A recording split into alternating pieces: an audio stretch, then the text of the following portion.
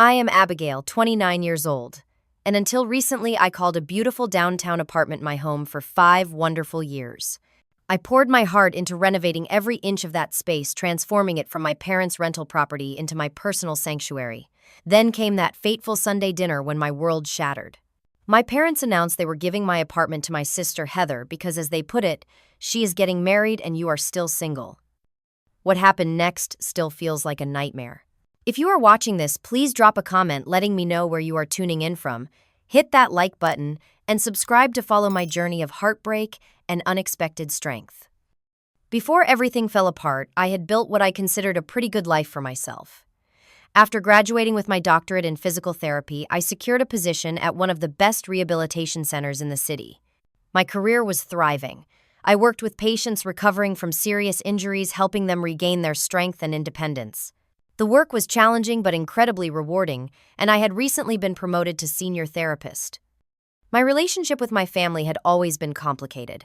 From childhood, it seemed like my younger sister Heather could do no wrong in my parents' eyes. She was the beautiful one, the social butterfly, the daughter who called them daily and spent every holiday at their side. Meanwhile, I was the responsible one, the studious one, the one who worked hard but somehow never quite measured up. Despite this, I loved my family and constantly sought their approval even as an adult. When I finished graduate school, my parents offered to rent me the apartment they owned downtown. It was a small 2-bedroom unit in an older building, nothing fancy but in a great location. The rent they charged me was reasonable below market rate, but still providing them with steady income. We had a verbal agreement that as long as I maintained the property and paid my rent on time, I could stay as long as I wanted. It felt like a win-win situation. That apartment became my canvas. When I moved in, it was functional but dated with faded yellow walls, worn carpeting and fixtures from the early 90s. Over 5 years, I transformed it completely. I saved for months to replace the carpets with hardwood flooring painstakingly installed by myself and 2 friends over a long weekend. I painted the walls in soft, calming colors, installed new light fixtures, and updated the bathroom with my own hands. I even took a tiling class at the community center to redo the kitchen backsplash. Financially, I was responsible with the arrangement. I paid my rent promptly on the 1st of every month.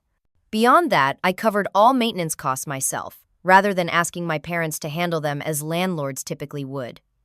When the water heater failed in the middle of winter, I paid for the replacement. When the refrigerator stopped working, I bought a new one. I even covered the cost of having the HVAC system serviced annually. By my calculation, I had invested over $15,000 of my own money into improving a property I did not own. But the apartment was more than just a financial investment. It was my first real home as an adult. Every corner held memories. The living room window seat, where I spent countless Sunday mornings reading with coffee in hand. The kitchen where I taught myself to cook, progressing from disastrous early attempts to hosting dinner parties for friends. The small second bedroom I had converted into a home office and yoga space where I would unwind after difficult days with patients. The apartment was also my sanctuary from the stress of my job. Working in physical therapy meant spending my days with people in pain, often frustrated by the slow pace of recovery. I poured my energy into helping them, but it could be emotionally draining. Coming home to my peaceful space recharged me. My dating life had admittedly been on the back burner. 6 months earlier, I had ended a 2-year relationship with Mark, a surgeon I met through work. We cared for each other, but ultimately wanted different things. He was focused on advancing his career, often working 100-hour weeks with little time for building a relationship. After the breakup, I decided to focus on myself rather than rushing into another relationship just for the sake of not being alone. My married friends envied my freedom and the quiet beauty of my apartment. I was content even if my parents frequently reminded me that the clock was ticking. Beyond my home, I had built connections throughout the neighborhood. The baristas at the corner coffee shop knew my order. I volunteered at the community garden 3 blocks away every Saturday morning. I had become friends with the elderly couple next door, occasionally helping them with groceries or technical problems. These connections made the building and neighborhood feel like an extension of my home. My peaceful existence changed when I received a call from my mother on a Wednesday evening. "Abigail, we need to have a family dinner this Sunday," she said, her voice unusually excited. We have wonderful news to share, and your father is grilling steaks. Be at our house at 6 and wear something nice. Before I could ask questions, she had hung up. I remember feeling a flutter of anxiety but quickly dismissed it. Perhaps my father had decided to finally retire, or they were planning a big anniversary trip. I had no idea that dinner would change everything. Sunday arrived and I drove the 30 minutes to my parents' suburban home, the same house where I grew up. Mom had set the dining room table, with the good china usually reserved for Thanksgiving and Christmas. Dad was out back, tending the grill, and the aroma of marinating steaks filled the air. I brought a bottle of wine and a bouquet of flowers, as I usually did for family dinners. Abigail, darling. My mother hugged me tightly when I arrived. She looked especially well put together, wearing a new blouse and her favorite pearl earrings. Your sister and James are already here. Come say hello. I found Heather and her fiance James in the living room, cuddled together on the sofa. Heather, 2 years younger than me at 27, looked radiant. She had always been the pretty one with her perfect blonde hair and effortless style. Today she was practically glowing, showing off her substantial engagement ring to our father, who was beaming with pride. Heather jumped up to hug me. Have you met James properly? You saw him at the engagement party, but you left so early we barely got to chat. James stood and shook my hand. He was undeniably handsome, with perfectly styled dark hair and an expensive-looking watch glinting on his wrist.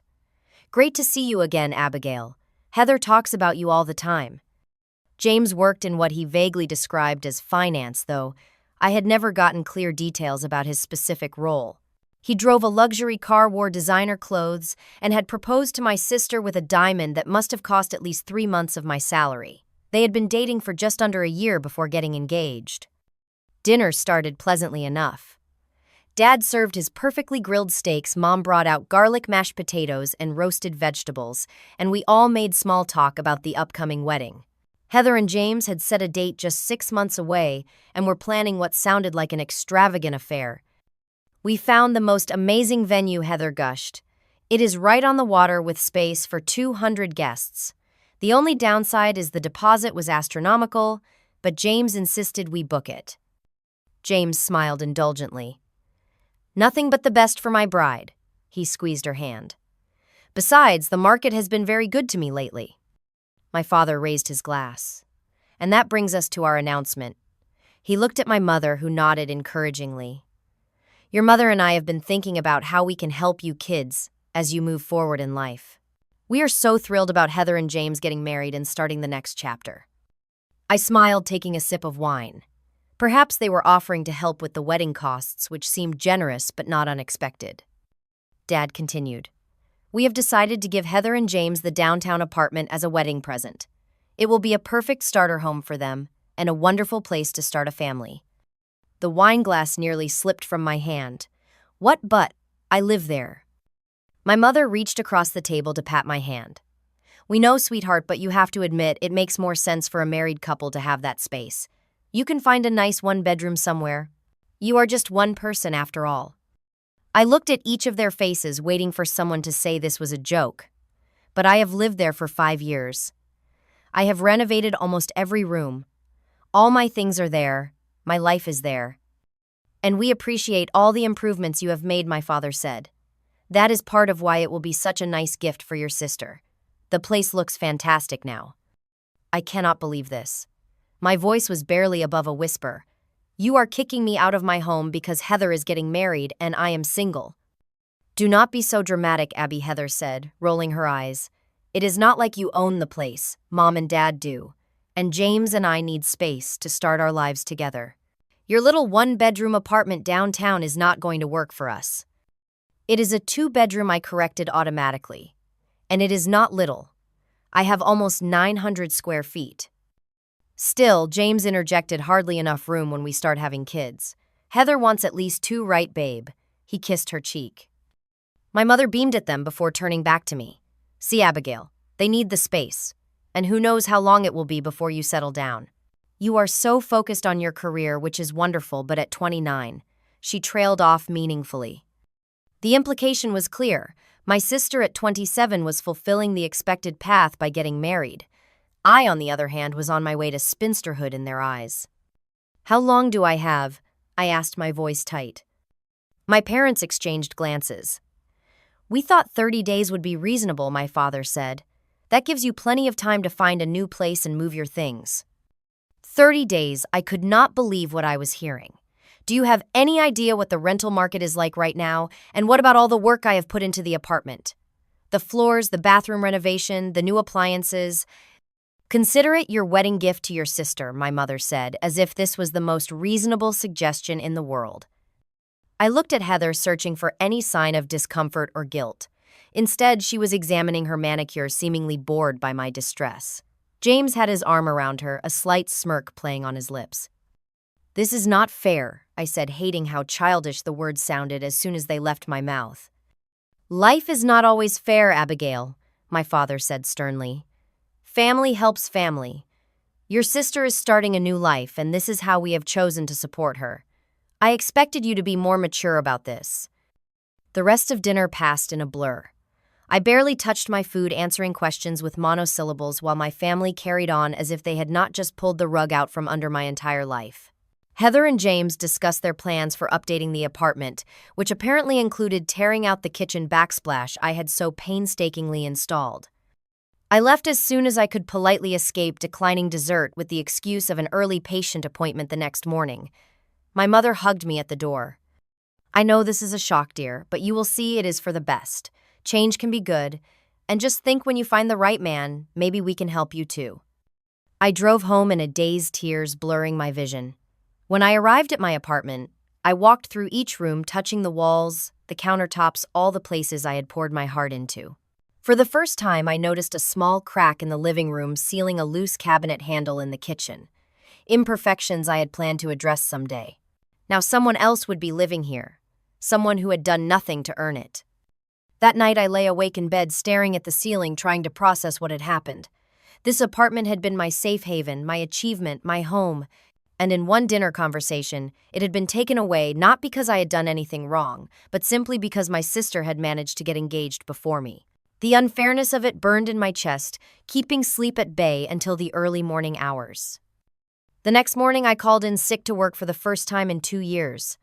I spent the day alternating between crying and making frantic lists of things I needed to do: find a new apartment, pack 5 years of my life into boxes, somehow process the betrayal I felt from my entire family.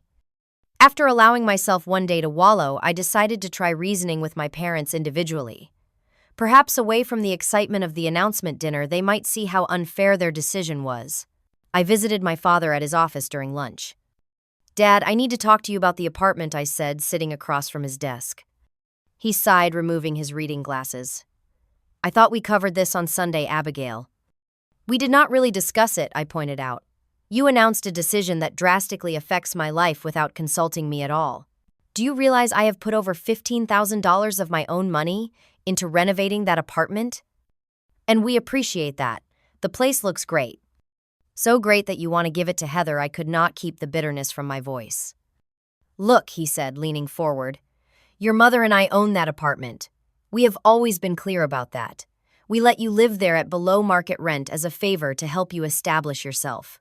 Now we want to do the same for your sister. By kicking me out with 30 days' notice, how is that helping me? He frowned. You have a good job. You have savings. You will land on your feet. Heather and James are just starting out. I nearly choked. Just starting out. James drives a $70,000 car. Heather has never paid a bill in her life. I am the one who has been responsible, who has saved, who has built a home. That is enough. His voice took on the stern tone from my childhood that always shut down arguments. The decision is made. The apartment belongs to your mother and me, and we are giving it to Heather and James. I suggest you start looking for a new place, instead of wasting time trying to change our minds. My attempt with my mother went no better. She met me for coffee, listened to my concerns with a sympathetic expression, then proceeded to explain why Heather needed the apartment more than I did. Darling, your sister is building a family. You know how much I want grandchildren before I get too old to enjoy them. James has a good job, but property in the city is so expensive. This gives them a solid start. What about my start? I asked. Does it not matter that I have built a life there? Of course it matters. But Abigail, you are so independent. You will thrive wherever you go. Heather needs more support. She always has. It was the same dynamic that had defined our childhood. Heather needed more. Heather deserved more. Abigail would be fine on her own. My last hope was speaking with Heather directly. I invited her to lunch, choosing her favorite sushi restaurant as a peace offering. She arrived 20 minutes late already, scrolling through her phone. "I cannot stay long," she announced. "James and I are meeting with the wedding planner at 2. I cut straight to the point. "Heather, I need to talk to you about the apartment." She set down her phone with a sigh. "Are you still upset about that? I thought you would be over it by now." "It has been 4 days since I found out I am losing my home, so no, I am not over it." "It was never your home," she said, picking up a piece of salmon sashimi. "It was Mom and Dad's apartment that they let you stay in. Now they are giving it to me. That is how gifts work." "Do you even want to live there?" I asked. "You have always talked about wanting a house in the suburbs." Something flickered across her face so quickly I almost missed it. "James thinks it is a smart investment to have property downtown, and it will be convenient for work." "What about all the renovations I have done? All the money I have spent?" She shrugged. "Consider it your contribution to my happiness. Is that not what sisters do? Support each other?" "Support goes both ways, Heather." "Whatever." She checked her watch. "Look, we can paint over anything we do not like. James already has ideas for knocking down the wall between the second bedroom and living room to create a bigger space. It will be completely different when we are done with it." The thought of them destroying the home I had carefully crafted made me feel physically ill. "Could you at least wait until I am out before you start making plans to tear it apart?" "Sure, whatever makes you feel better." She glanced at her phone again. "I need to go. James is waiting." After these failed attempts at reasoning with my family, I had no choice but to start looking for a new place. The reality of the current rental market hit me hard. Apartments comparable to mine were going for nearly twice what I had been paying my parents. Even smaller units in less desirable neighborhoods were stretching my budget. After viewing 12 apartments in one weekend, I finally found a one-bedroom unit that I could afford. It was 20 minutes further from my workplace, significantly smaller than my current home, and in a building without the charm or character of my beloved apartment. But it was available immediately, and the landlord was willing to offer a 2-year lease, which gave me some security. While I was dealing with the logistics of finding a new home, I received an unexpected visit from James. He knocked on my door one evening, explaining that he wanted to take measurements for furniture they planned to buy.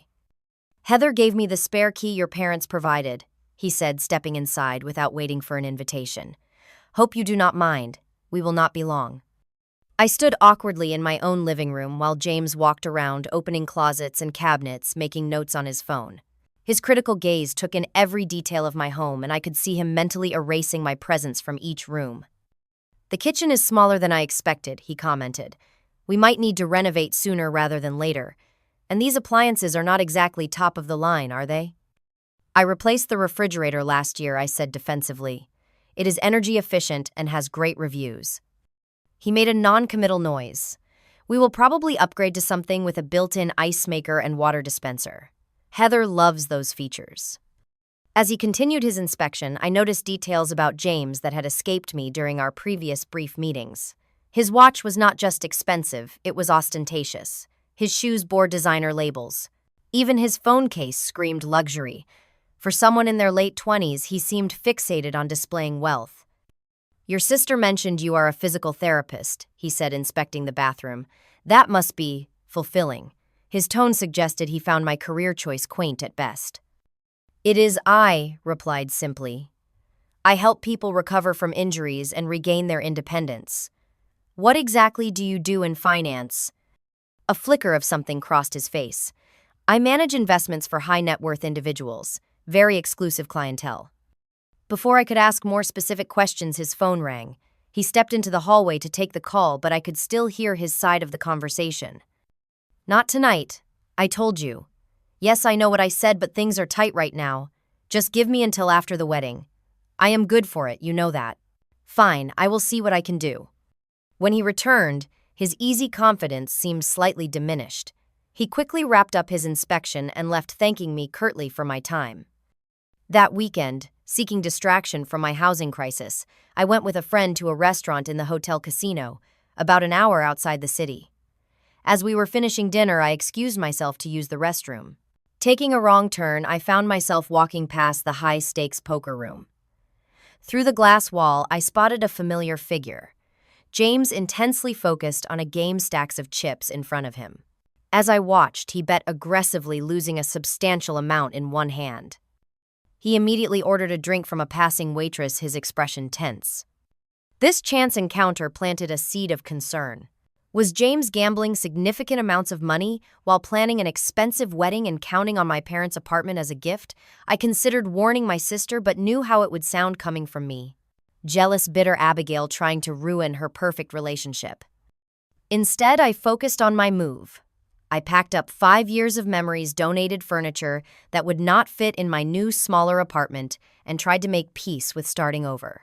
My friends helped organizing a packing party and assuring me that this was an opportunity for a fresh start, even as they expressed outrage at my family's behavior. On my last day in the apartment, I cleaned meticulously, leaving it in better condition than when I had first moved in.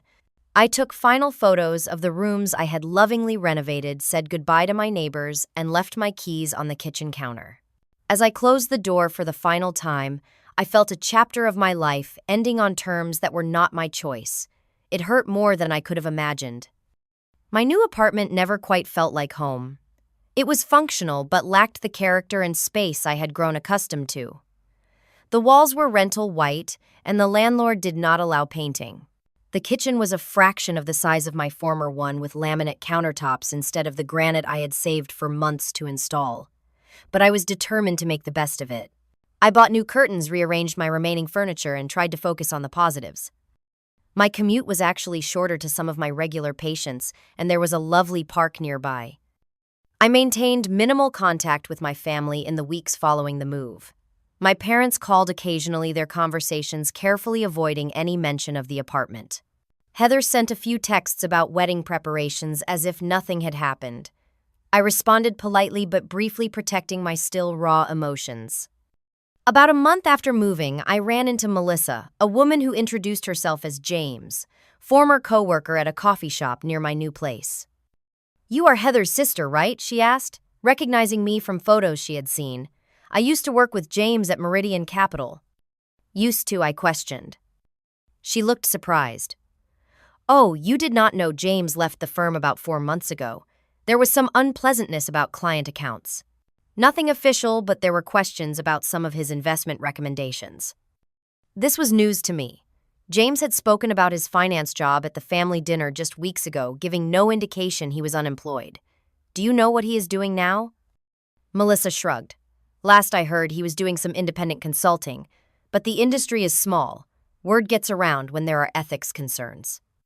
I thanked her for the information, my mind racing. If James had been out of work for 4 months, where was the money coming from for the expensive wedding, the luxury car, the designer clothes? At the next family dinner I attended, I observed my sister more carefully. Her usual confident demeanor seemed strained. The enormous engagement ring was still on her finger, but she had traded her designer purse for a less expensive one.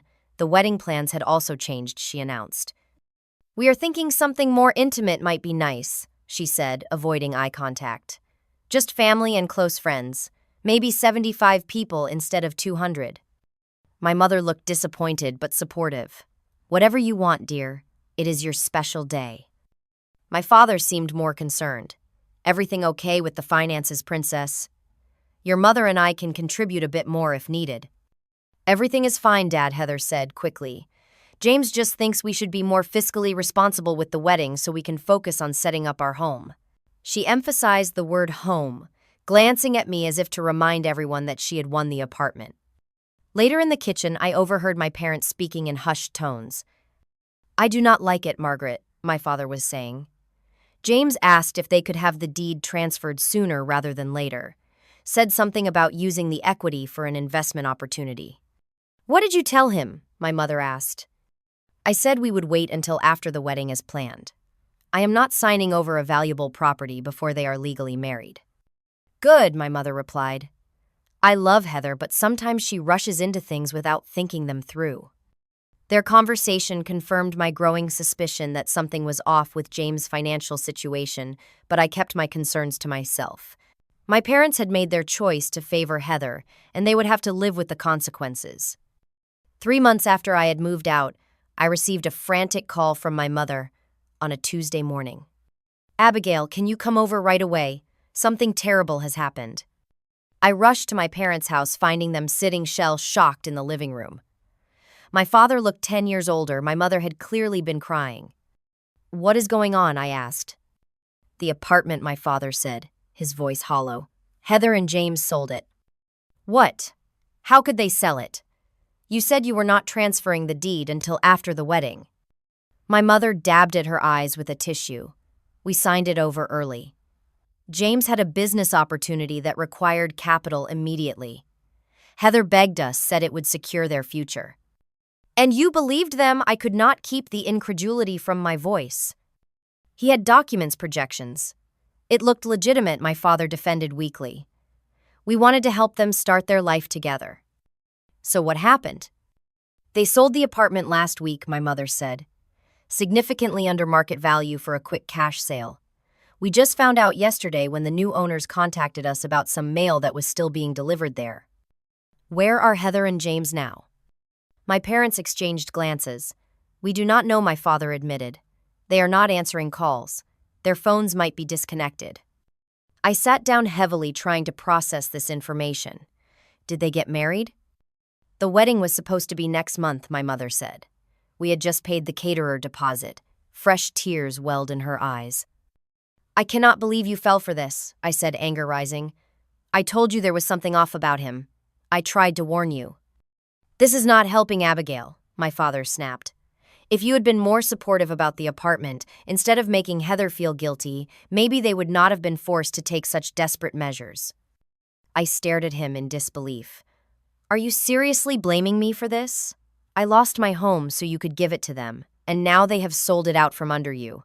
And somehow this is my fault." "You always made your sister feel like she was living in your shadow," my mother said. "Always the responsible one, the successful one. Is it any wonder she was desperate to prove she could be successful too?"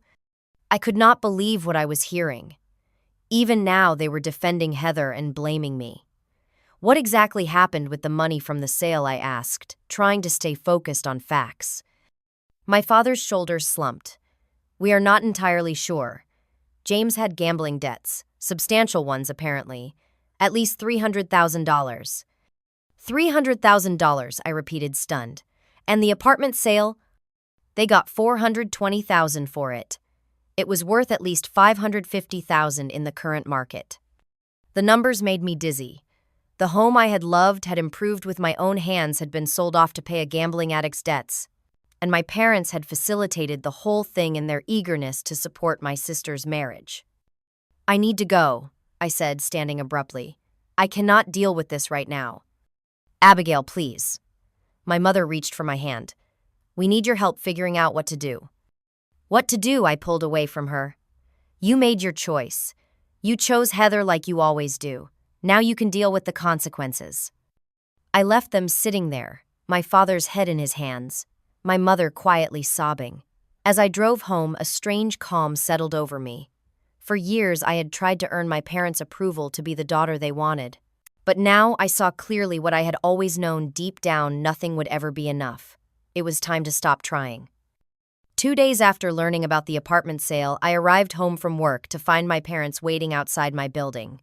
They looked haggard, as if they had not slept in days. "We need to talk to you, Abigail," my father said. "Can we come up?" Reluctantly, I led them to my small apartment. They looked around the space with something like surprise, perhaps finally realizing how much of a downgrade this was from my previous home. "What do you want?" I asked, not offering them a seat. My mother spoke first. "We have been trying to locate Heather and James.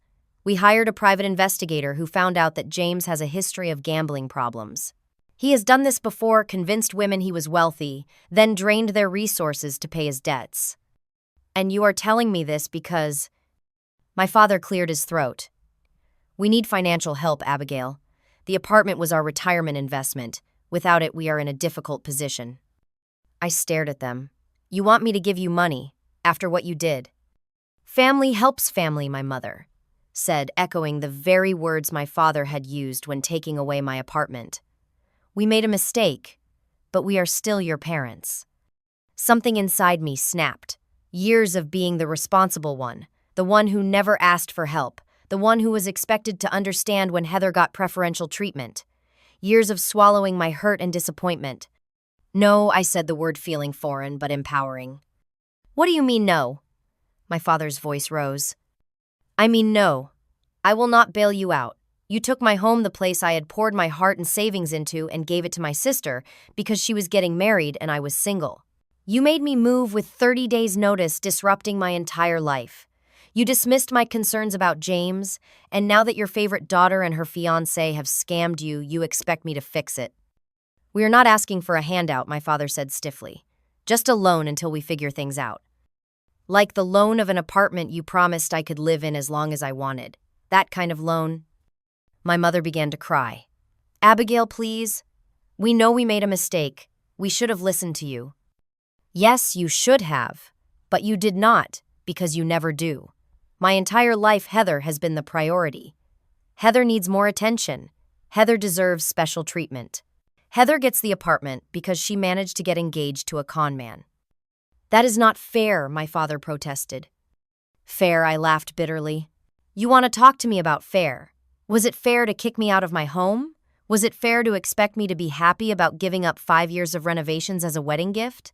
Was it fair to blame me when Heather and James sold the apartment? My parents looked stunned by my outburst. I had always been the peacekeeper, the one who went along with whatever the family decided. I need you both to leave, I said, moving to the door. I have nothing more to say to you right now. Abigail, my mother pleaded. At least help us find your sister. We are worried about her. That stopped me. Despite everything, Heather was still my sister. I will help find Heather, I conceded. But not for you, for her. She may be spoiled and selfish, but she did not deserve to be scammed by a professional con man. And I am not giving you money. After they left, I sat in my tiny living room shaking with adrenaline. Standing up to my parents felt terrifying, but also strangely liberating. For the first time, I had refused to be the family fixer, the responsible one who cleaned up everyone else's messes. The next day, I began researching James in earnest. I took a personal day from work and started by searching public records. What I found was disturbing. James Harrison Reynolds had been involved in 3 lawsuits in the past 5 years, all filed by former fiancés claiming financial fraud. None had gone to trial. All had been settled quietly. I consulted with an attorney friend about the legality of the apartment sale. She explained that since my parents had willingly transferred the deed to Heather and James, and they had legally sold the property, there was little recourse there. However, if I could prove that James had defrauded my sister and parents as part of a pattern of behavior, there might be grounds for criminal charges. The problem, she explained, is proving intent to defraud, rather than just bad financial decisions or gambling addiction. I decided to dig deeper. Using social media, I found and contacted 2 of James' previous fiancés. Both were initially reluctant to speak with me, but when I explained the situation, they shared disturbingly similar stories. He was charming, successful, always had the trappings of wealth, said the first woman, Rebecca. We were engaged for 8 months. Then suddenly there was a business emergency, and he needed money immediately. I took out a second mortgage on my condo to help him. 2 weeks later, he disappeared with the money. The second woman, Alicia, had a nearly identical experience. The police said it was a civil matter since I had willingly given him the money. They suggested I sue, but he had disappeared. By the time I tracked him down, the money was gone. With their permission, I compiled their statements, along with the timeline of James' relationship with my sister. The pattern was clear. Gain trust, create a false sense of financial security, accelerate commitment through engagement, then extract maximum financial benefit before disappearing. I also discovered through careful tracking of social media posts and location tags that James and Heather were likely in a city about 3 hours away. Not fled to another country as my parents feared, but close enough to confront directly. Armed with this information, I faced a decision. I could turn everything over to my parents and wash my hands of the situation, or I could take action myself to help my sister despite everything that had happened. The responsible part of me, the part that had always looked out for others, even when they did not deserve it, won out. But this time I would do things on my terms. I took 3 days off work and drove to the city where I believed Heather and James were staying. Using the social media clues I had gathered, I narrowed down their location to a mid-range hotel in the downtown area. Rather than confronting them immediately, I staked out the lobby, waiting until I spotted Heather alone heading to the hotel gym early one morning. She froze when she saw me. "Abigail, how did you find me?" "We need to talk," I said, guiding her to a quiet corner of the lobby. "About James." Her face crumpled immediately, all pretense gone. "You know, do not you? About the apartment, about everything." I nodded. "Mom and Dad told me. But there is more you need to know about James. This is not the first time he has done this." Over the next hour, I showed her the evidence I had compiled, the lawsuits, the statements from previous fiancés, the pattern of behavior. Heather listened in stunned silence, occasionally wiping away tears. "I thought he loved me," she finally said, her voice small. "He was so perfect at first, so attentive. He made me feel special." "That is his technique," I explained gently. "He identifies what you want most and becomes that person. For you, it was someone who made you feel special, who could provide the lifestyle you wanted." "I did not know about the gambling at first," she admitted. "He said he was an investor, that he took calculated risks. When I found out how deep he was in, he convinced me that one big win would solve everything. That is why we needed the apartment. He said it was temporary, just leverage for a sure thing." "And the wedding?" She looked down. "There was never going to be a wedding. The deposits, the venue, it was all talk. We used that money for his gambling debts too. But they just kept growing. $300,000, Abby. How does someone lose that much money?" "Addiction," I said simply. "It is a disease. But that does not excuse what he did to you, to our parents, to his previous victims." "Previous victims," she repeated, the reality sinking in. "I am just another mark to him, aren't I?" "Yes," I said, not sugarcoating it. "But you can help make sure he does not do this to anyone else." Together we formulated a plan. Heather would gather any documentation she had of James' financial deceptions. I had already filed a formal complaint with the police department in our hometown, and now Heather would add her statement. She also agreed to contact my parents and come clean about everything. "What about James?" she asked. "He will be back from his morning meeting soon." "Let me handle James," I said. When James returned to the hotel, he found Heather and me waiting in the room. His confident smile faltered for just a moment before he recovered. "Abigail, what a surprise. Come to visit your sister in our new city." "I know everything, James," I said calmly. "About Rebecca and Alicia. About your gambling debts. About the apartment scam. All of it." He glanced at Heather, who was sitting silently, then back at me. "I do not know what you think you know, but Heather and I are doing just fine. We had some financial setbacks, but that is normal for couples." $300,000 in gambling debts is not a normal setback, I countered. Neither is selling a family property under false pretenses. His expression hardened. "That apartment was given to us. We had every right to sell it." "Perhaps. But fraud is still fraud.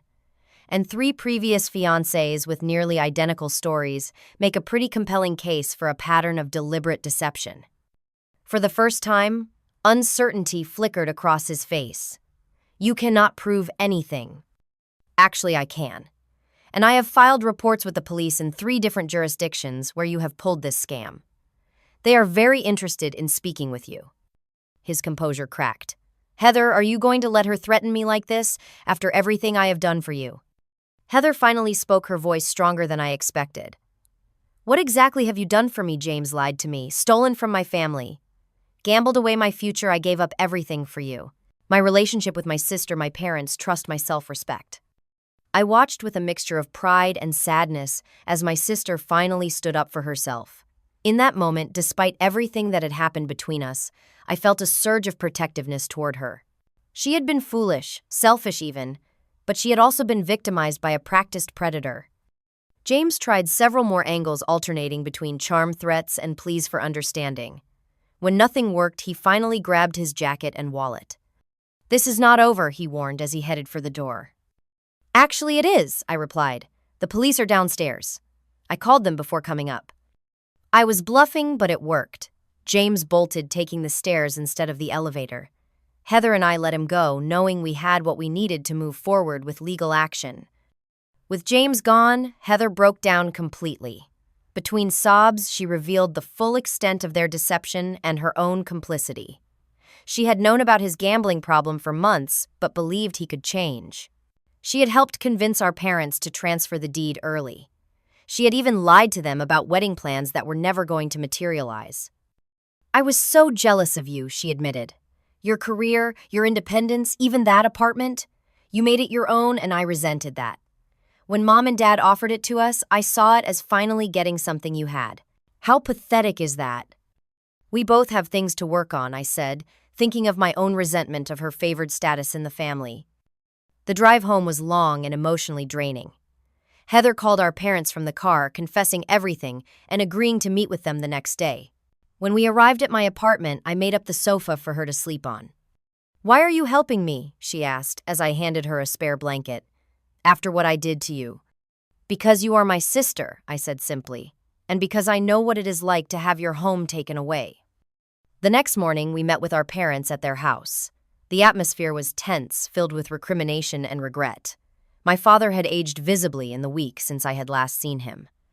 "The apartment is gone," he said heavily. "All those years of mortgage payments, the investment." "And your future," my mother added, looking at me with genuine remorse for perhaps the first time. "We took that from you, Abigail." "Yes, you did." I agreed, not willing to pretend otherwise. And it hurt. It still hurts. "I do not expect you to forgive us," my father said, "but we need your help. We do not know what to do next." I had anticipated this moment and come prepared. "I am not going to give you money," I said clearly. "That would just continue the unhealthy patterns in this family. But I will offer you something else." "Conditions." "Conditions?" My mother looked confused. "Yes, if you want my help navigating this situation, here are my terms. First, all four of us attend family therapy. Not just one session, but a committed process to address the dysfunction in this family." My father started to protest, but I held up my hand. "Second, Heather gets financial counseling and takes responsibility for helping you recover whatever can be recovered from this situation." Heather nodded, accepting this term without argument.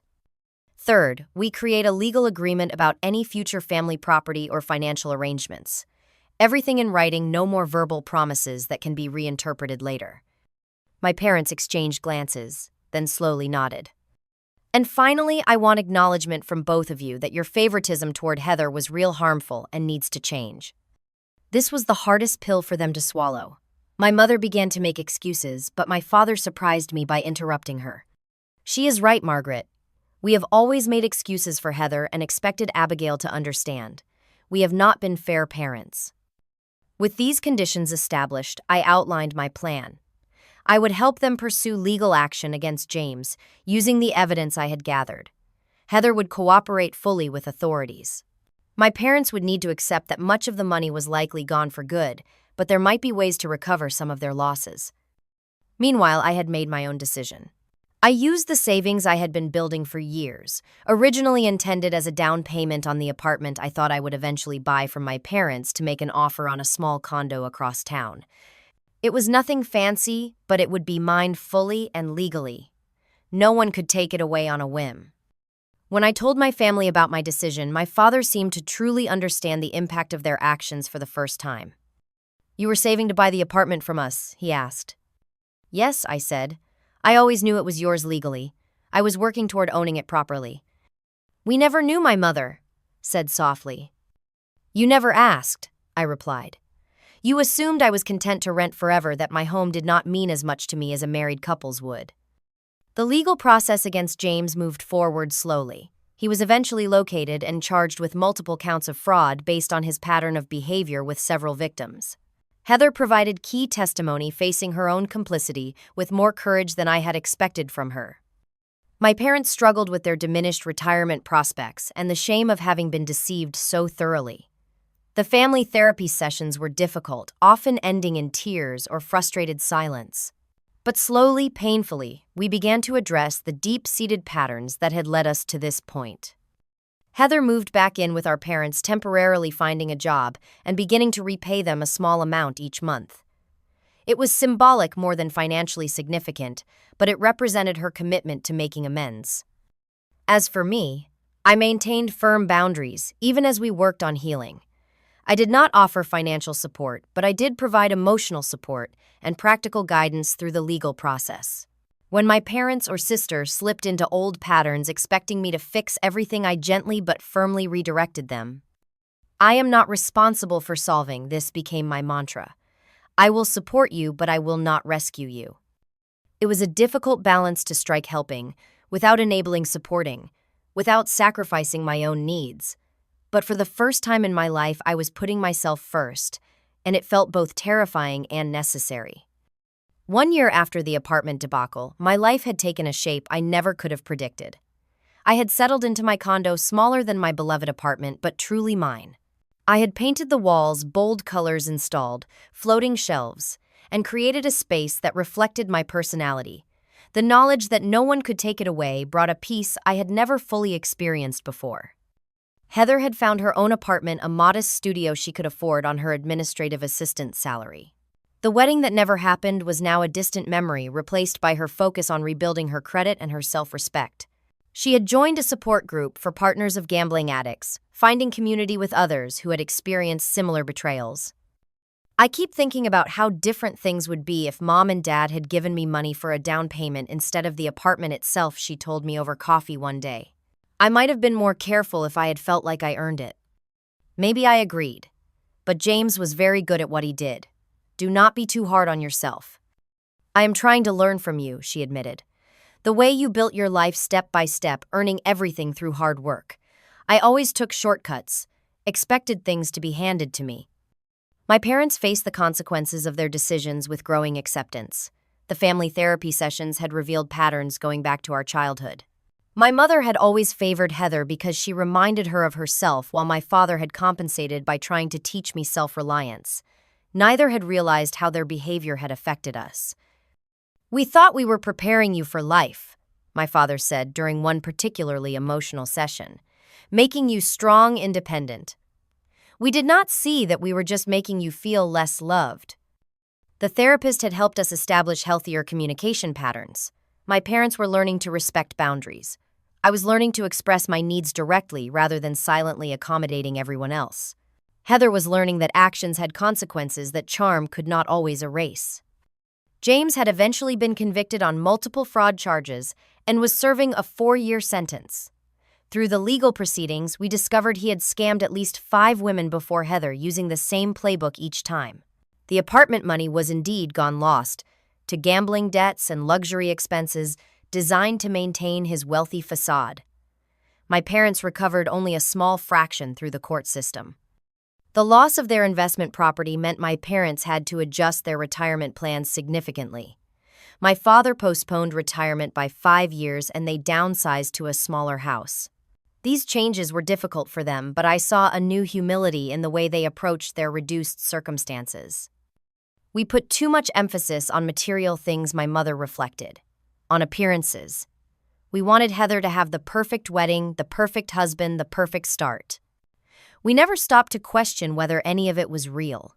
In my personal life, unexpected joy had emerged from the painful experience.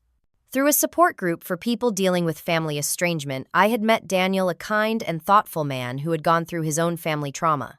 Our relationship developed slowly, built on mutual respect and understanding, rather than the rush toward marriage my parents had always pushed for.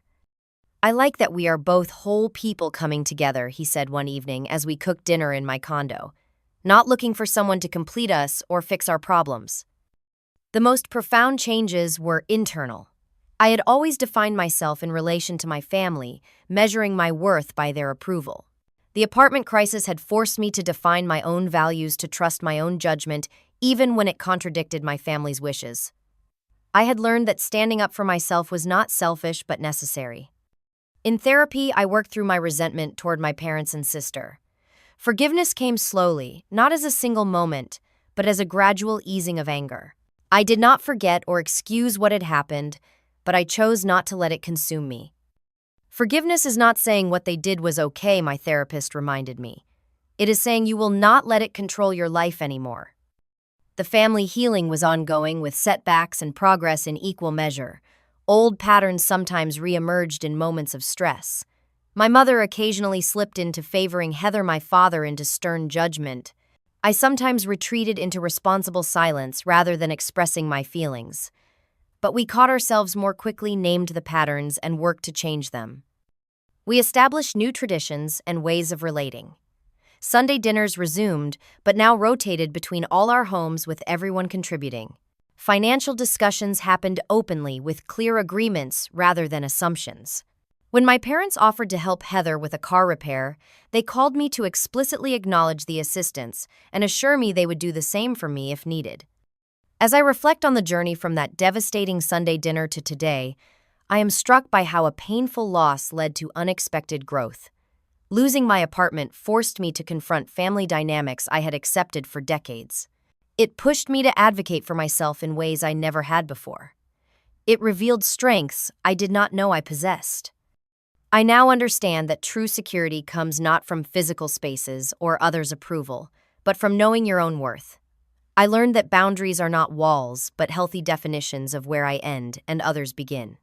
I discovered that speaking my truth, even when it creates conflict, is less painful than silencing myself to keep peace.